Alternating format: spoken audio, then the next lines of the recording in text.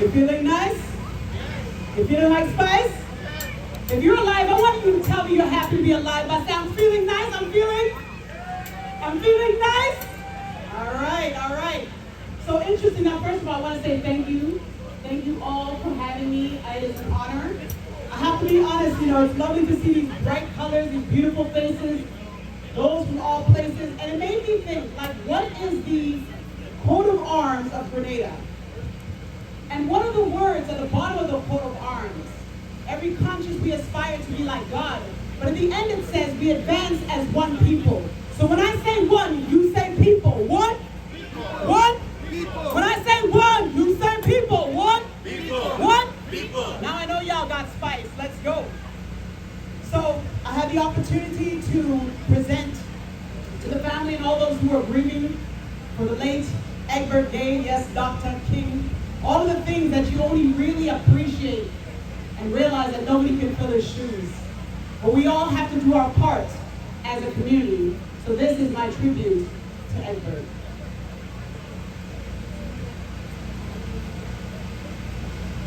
I saw the words that brought my mind to full attention. Egbert passed away. Of course, the shock. Then what? Oh no. When? How? I had just spoken to you 2 weeks before asking how to submit an obituary for a friend who just lost their mother. How are we here? This has taken me some time to grasp, and many of my friends tried to avoid telling me on that specific day, but the news got to me. All I kept thinking of you saying, don't worry your pretty little head, sugar plum. And I just breathed through it and chose to celebrate life. The good memories. The fact that you probably invented selfies before selfies was a thing. Almost every event, even if we were both on duty, you found a moment to catch up and take a photo. You always showed up. You gave us a voice, shared stories that shared the light of our community, stories that other papers would not dare to share. You gave us this space.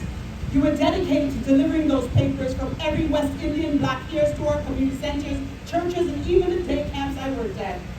It was part of being Black in the Montreal community to grab that paper for your elders, your friends, and co-workers.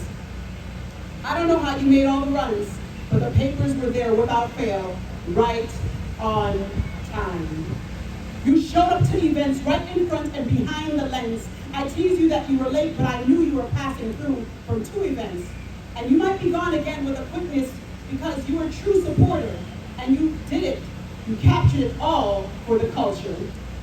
You encouraged so many of us to write, submit all before Thursday. And even though I never submitted, you always said, no pressure, Sugar Plum. I know you're busy. I'll always remember watching you in the living room of the family who were victims of police brutality, and how you came through with a quickness with a notepad and a camera in hand when I called hysterical of what they had done, and that no one else in the community was stepping up. But you did.